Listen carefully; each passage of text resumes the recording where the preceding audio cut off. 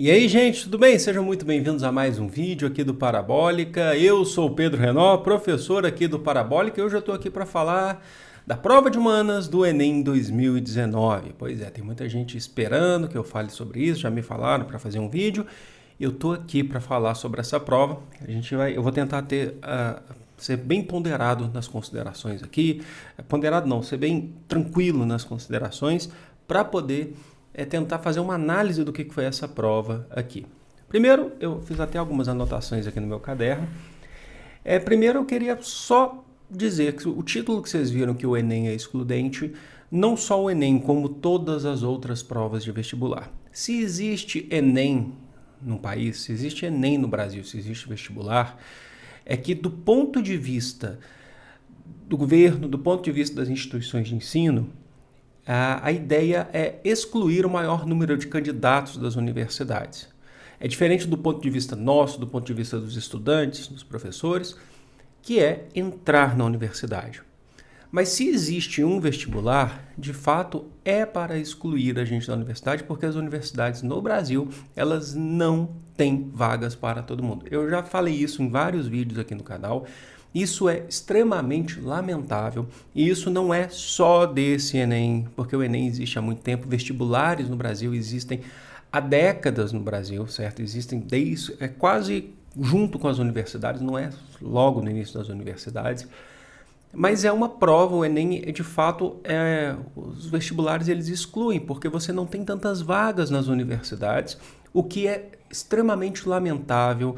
A educação superior é direito, deveria pelo menos ser direito de todos, sabe? E acaba que você vai para um lado muito triste, que é um lado da meritocracia, daquele que tem mais tempo para estudar, porque ele às vezes não precisa trabalhar tanto como vários outros. Enfim, isso já é algo lamentável, mas a gente vai chegar no ponto, por exemplo, que eu vou falar, que se o Enem já é feito uma prova, né, um vestibular já é feito para excluir a maior parte dos candidatos, porque não se comporta tantas vagas, esse Enem ele foi mais excludente do que outros. Esse Enem ele tentou diminuir ainda mais a capacidade das pessoas de fazerem as questões. Isso é uma opinião minha, observando a prova. Depois do Enem ainda fiquei um tempo estudando sobre isso, olhando, vendo comentários. Eu perguntei aqui na aba comunidade o que vocês acharam. Foi justamente para ter um termômetro. E por mais que às vezes você tenha... Todo Enem a gente passa por uma situação eu vou explicar, que é o seguinte. Todo Enem a gente passa por uma situação que vai ter uma turma que achou tranquilo, porque de repente teve mais facilidade. Isso é absolutamente normal. Por um tipo de questão que é cobrada, por um tema que é cobrado. Vai ter uma turma que achou ok e vai ter uma turma que não gostou. Esse Enem teve isso também. Teve uma turma que achou ok, que passou, que foi tranquilo, mas teve uma turma que não gostou, que se preparou muito em determinada área, de repente não foi cobrada aquela área.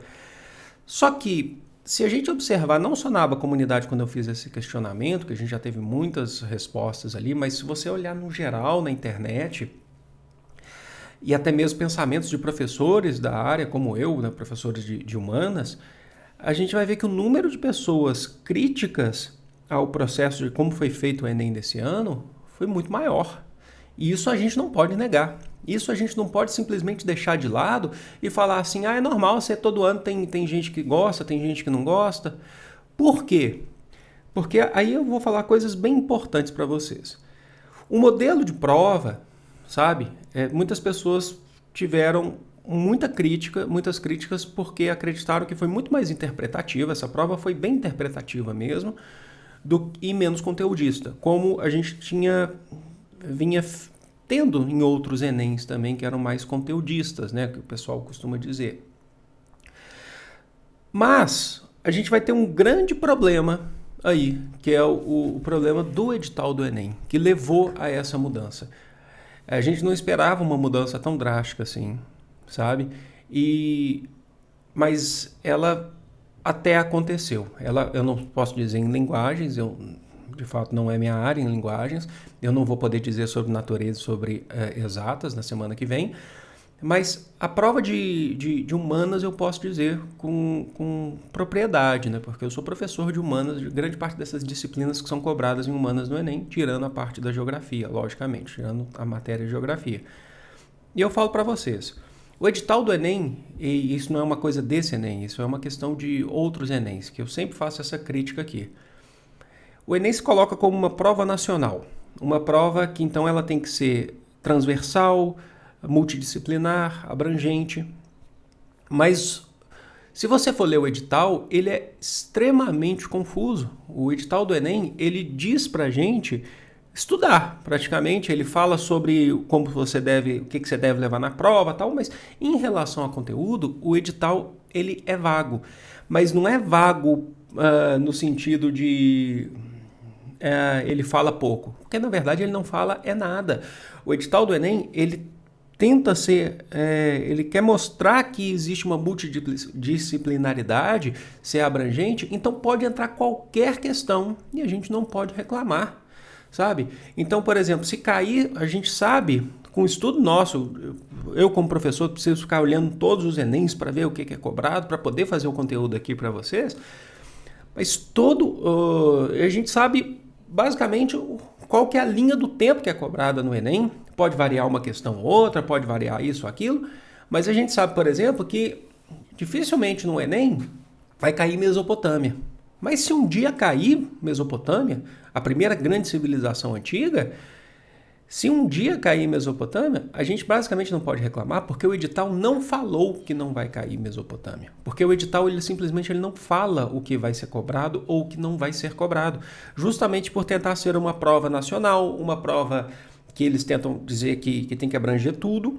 Mas isso acaba prejudicando a gente. É diferente de vestibulares de universidades estaduais, regionais, que você tem lá dentro do edital, você tem uma pasta, né? Às vezes ela é colocada até de forma separada, que fala para a gente, por exemplo, qual o conteúdo a ser cobrado e como ele deve ser cobrado. Então, se o Enem surgir, de repente, com um outro tipo de prova, o edital permite, sabe? E isso é lamentável para a gente. Então, a gente tem que se redobrar aqui para fazer estudos, para poder tentar identificar, tentar saber qual que é a linha do tempo que pode ser cobrada, quando, na verdade, o próprio Enem não nega, o edital não nega que pode ser cobrado tudo. Se um dia, por exemplo, eu vou falar algo que é absurdo, mas até cabe. Se um dia for cobrado filosofia oriental, que a gente praticamente não estuda em sistemas de ensino no Brasil, a gente estuda em cursos à parte, mas filosofia oriental, qual que vai ser a nossa ideia? A gente não vai poder reclamar do edital, a gente faz outras vias de reclamação. E isso é extremamente lamentável. Agora, então por isso que eu falo para vocês que o Enem, um vestibular em geral, geralmente é excludente, sabe? Seria tão lindo se a gente vivesse num país onde todos tivessem acesso à universidade gratuita e de qualidade. Esse é o pensamento que eu tenho, não só como um youtuber, como um professor, mas como um cidadão que eu estou aqui falando, que sei das dificuldades que o nosso país passa, e como um defensor da educação, da democratização do ensino. Afinal de contas, é por isso que eu estou aqui. É claro que existe uma questão de trabalho, afinal de contas eu não leciono mais presencialmente, eu preciso ter o meu salário vindo diretamente das aulas que eu faço aqui, mas mais do que isso, é algo que eu me encontrei, é algo que eu acredito, é algo que eu penso que deve ser a saída.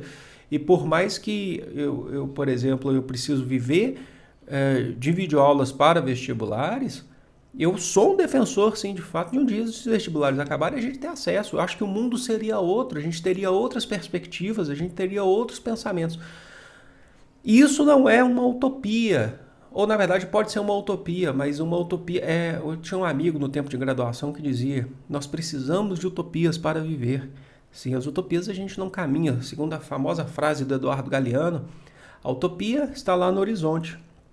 Eu caminho 2 passos e ela se afasta 3. por mais que eu caminhe, eu nunca vou alcançar.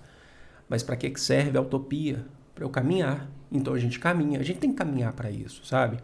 Agora, especificamente das questões abordadas, que é claro que a gente vai fazer aqui, não essa semana, tá, gente? A gente talvez uma ou outra, mas porque eu não quero tirar a atenção de vocês com questões de história, sendo que vocês vão passar por uma prova extremamente importante de exatas e da natureza na semana que vem. Tá? Na semana que vem não, já nessa semana, que é domingo, na semana que vem, domingo é o primeiro dia da semana.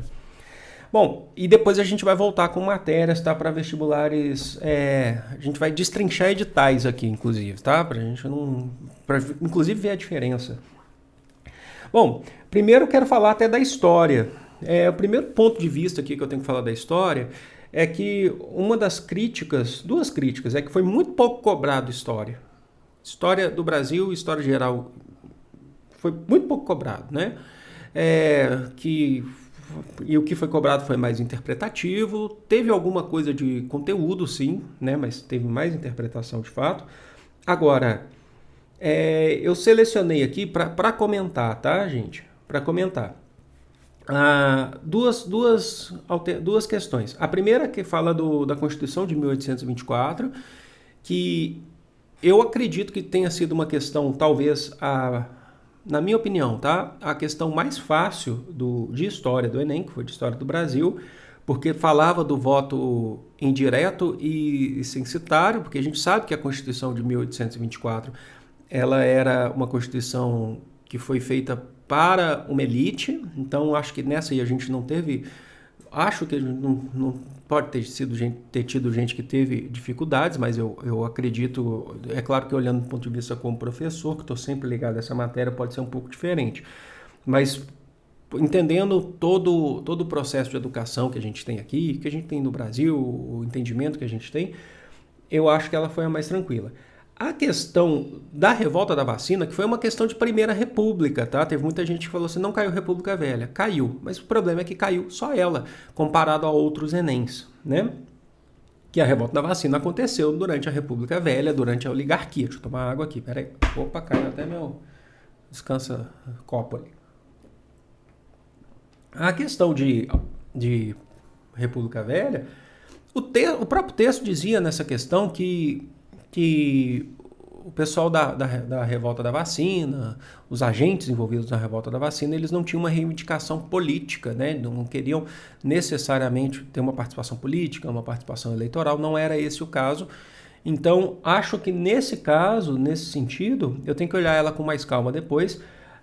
O termo arbitrariedade, né, do Estado, o Estado agindo de forma arbitrária, de fato está correta. Eu não estou aqui para falar se as questões estão corretas ou não. Acho que essa foi uma questão até típica do Enem. Mas o problema é que a gente meio que para por aí. Tem uma ou outra, é claro, você tem questões sobre colonização na América e tal. A questão é que todo mundo falou, a gente estava esperando Vargas, a gente estava esperando... Caiu o populismo nos últimos Enems, que é, como eu falei para vocês, a gente usa com base os Enems que vem tendo, porque o edital não fala para a gente. Não teve populismo, não teve Vargas. No ano passado a gente teve duas questões, se eu não me engano, de Era Vargas e uma sobre Vargas na República Populista, na transição entre Dutra e Vargas. A ditadura talvez seja o que a gente estivesse esperando mesmo, sabe? A gente precisa ter esse conteúdo, mas talvez eles quisessem tirar essa questão da ditadura. Agora, e eu achei também que as questões de filosofia elas estavam no nível mais elevado, tá? Porque o que foi cobrado de Santo Agostinho talvez nem tanto. E Hannah Arendt é uma questão sobre totalitarismo. Eu de fato até achei interessante a questão. Agora, sobre principalmente Kant, acho que foi a questão mais difícil, e Descartes também foi um pouco difícil, né? Agora, o grande lance, tá, não é necessariamente a filosofia aí. Acho que o grande lance foi a história. E eu vou falar uma coisa aqui que pode parecer muito forte, mas quando a gente sabia que poderia ter uma postura diferente em relação à história. Se esperava mais conteúdo do que interpretação. Ok. Mas, que foi triste, né? A gente teve muito pouco conteúdo. Essa prova de história, ela foi rasa, fraca, onde você poderia ter abordado vários outros temas, você poderia ter discutido vários outros temas importantes. E eu vou falar isso para vocês. Quando você diminui a história, não só a história do Brasil, mas como a história geral, você está negando, tá? Você está negando essa história. É uma forma de negação que a gente teve nesse Enem da história, sabe? Então, teve um conteúdo político nesse Enem que eles abordaram, né? O ministro da Educação chegou a falar que Enem não é para ser polêmico. Não há polêmica em abordar a história do seu povo, sabe? Não há polêmica em abordar a diversidade. Por quê? Porque isso existe. Isso é realidade. Isso é direito. Então não há polêmica. Quem trata como polêmica é quem faz discurso de ódio. Quem trata como polêmica é quem não quer enxergar a realidade. Essa é a questão. Não há polêmica nisso. Porque o que é preciso ser estudado. O que está aí, sabe? Então essa é uma crítica que eu faço e acho de fato que reduzir a história, principalmente a história republicana, porque é a história mais próxima, que é a história que a gente vive, é a história que a gente está construindo, é negá-la, sabe? Então esse Enem, ele foi negacionista na nossa própria história. A gente sabe que uma prova não deveria... uma prova ela serve para ser um fator excludente na universidade, mas se ela existe, que ela seja minimamente reflexiva, que ela não negue a sua própria história, que ela não negue o que a gente precisa estudar, o que a gente precisa saber, o que a gente precisa entender para saber como que a gente chegou até aqui. Então esse Enem, ele de fato, ele negou a nossa história. Tá? Não foi que ele reduziu a história por reduzir, ele negou, porque omitir a história de um povo é negá-la, tá bom, gente? Então é isso, acho que eu já estou estendendo no meu vídeo aqui, o recado está dado para vocês, eu acho que a gente, se os próximos Enems, já que os editais eles são amplos, a gente tem que se reinventar para poder fazer a prova, e é isso, mas...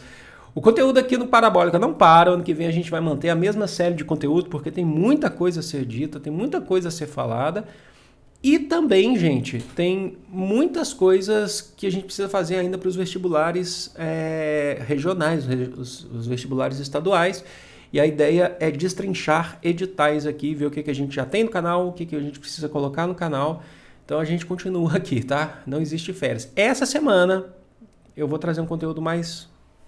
tranquilo, sem vídeo aula de história, vou trazer resenha de livro, coisas que eu tenho lido, outras questões aqui que eu acho que são interessantes aqui para o canal, mas até mesmo com o objetivo de dar uma tranquilidade, né, de dar um alívio aqui para a gente, tá bom?